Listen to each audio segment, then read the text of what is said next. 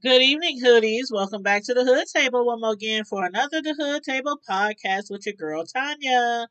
Please come on in, like the video, share the video, and subscribe to the Hood Table if you are not already subscribed. Now, this evening we are going to be discussing what we have found out during the R. Kelly trial on this day, Monday, September 13th, 2021, which I believe is actually day 14 or 15 of the trial. Either way, we're going to discuss what we found out today on, again, September 13th, 2021.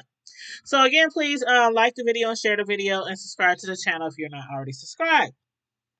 Now, today, we heard from several accusers again, one of which said she witnessed R. Kelly sexually abusing Aaliyah at the age of 13 or 14. Now, as we all know, R. Kelly, the monster, as some people refer to him as, is facing a multitude of charges from sex trafficking to forced labor and violations of the Mann Act, racketeering, sexual exploitation of children, and kidnapping.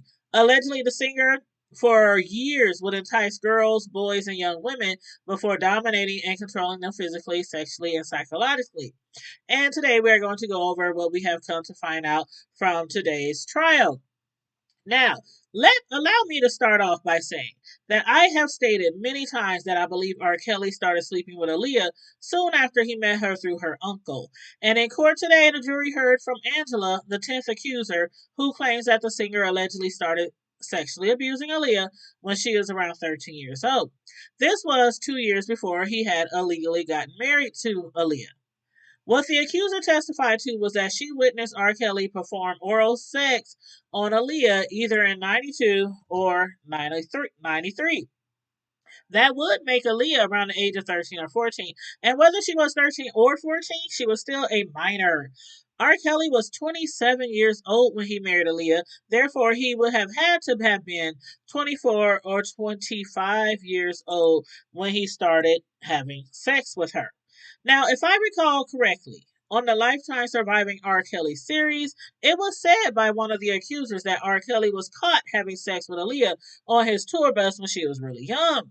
So this accuser, Angela, stated in court that she, along with several underage girls, including Aaliyah, were all sexually abused by Kelly.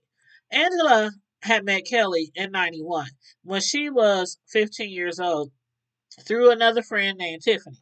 Tiffany had taken Angela to the singer's apartment in Chicago, where there were also other young girls present. There at his apartment, during which a party was taking place, each of the girls were called into a room to join Kelly for sex. When Angela was summoned to the room, the singer asked her to climb on top of him to have sex with him without offering her a condom.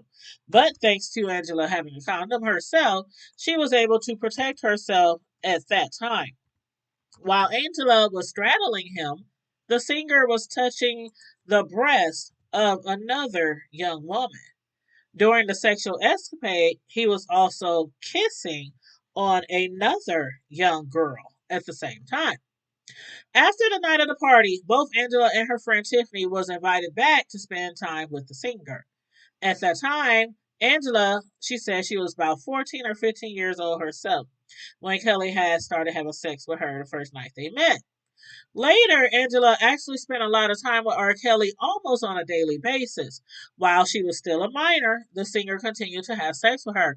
But eventually, R. Kelly gave her an ultimatum. She was either to finish high school or she was going to drop out of school to pursue her musical career with him. Although Angela was an aspiring singer, Kelly made her a backup dancer. Even though she used to be part of a girl singing group by the name of Second Chapter, R. Kelly gave her a dancing opportunity versus a singing career. While being a backup dancer to the singer, Angela met Aaliyah through him.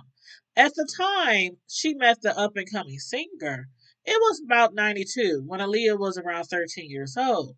R. Kelly had described Aaliyah to Angela as the next up and coming artist, the next hottest wave from out of Detroit, and that Angela was going to also become a backup singer or backup dancer for the up and coming artist.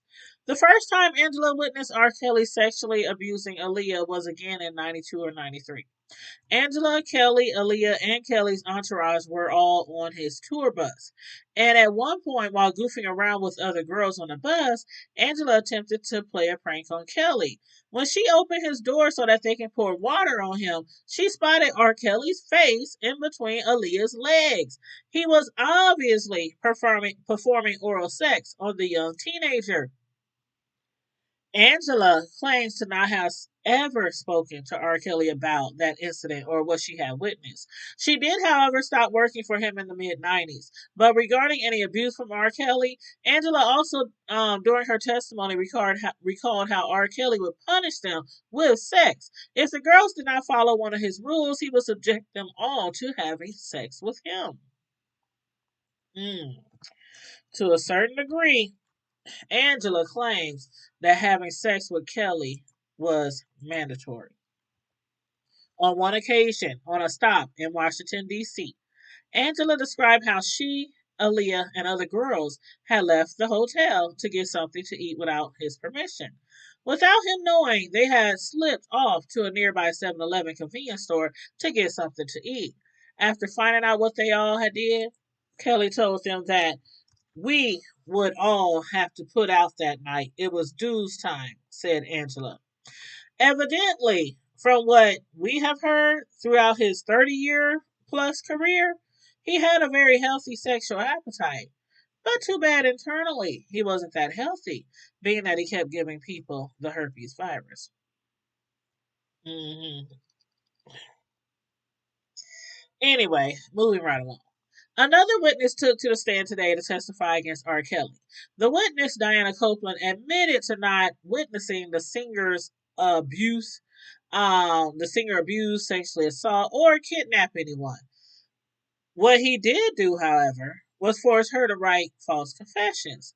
We have already heard how the singer allegedly would force people to write false letters to their loved ones about them beating on themselves and other things, when in all reality, the singer was the one spanking them when they so called got out of line. Under oath today, Diana Copeland recalled how R. Kelly had very strict rules that were to be followed. She was actually his longtime assistant. From what she stated in court, the singer at times was very cautious, maybe to the point of even being paranoid, which is totally understandable from everything that he is alleged to have done over the years. As the other witness, Angela, stated today, Copeland says that Kelly would get pretty upset at times, to the point that over the 15 years she's worked for him, Kelly has made her cry several times. Upon other things, the singer was also extremely paranoid that he even had her, Copeland, disrobe to prove she's not wearing a wire. But despite him being so cautious with people trying to set him up, he was not in the loop whatsoever when it came to his books. And we've all heard over the years how R. Kelly was not too bright, allegedly, upstairs when it came to being book smart or handling his financial business. He was an awesome musician. I'd even call him the Mozart of American R&B music, songwriting, and recording. But in spite of him being an amazing artist per Diana, he was in the dark when it came to his bank account and musical royalties. Diana also claims that the singer had no idea what his own social security number was. Now, how many people do you know in their 20s or 30s that don't know their social security number? Regardless, this and his many alleged payoffs to accusers or family of accusers would have had to contribute to why he's totally broke right now. And on that note, please again make sure you like and share the video, subscribe to the Hood Table if you're not already, and please make sure you follow us on all our social media platforms: Facebook, IG, Twitter, TikTok, Snapchat, and of course our own The Hood Table website, where you can purchase our The Hood Table merchandise and sign up for our monthly newsletters. Everybody, I hope you enjoyed my little review the R. Kelly trial from day, I believe it's 14 or 15, September 13, 2021. Again, please like and share the video. Stay safe, be blessed, remain vigilant at all times, and always remember to keep it hood. Bye.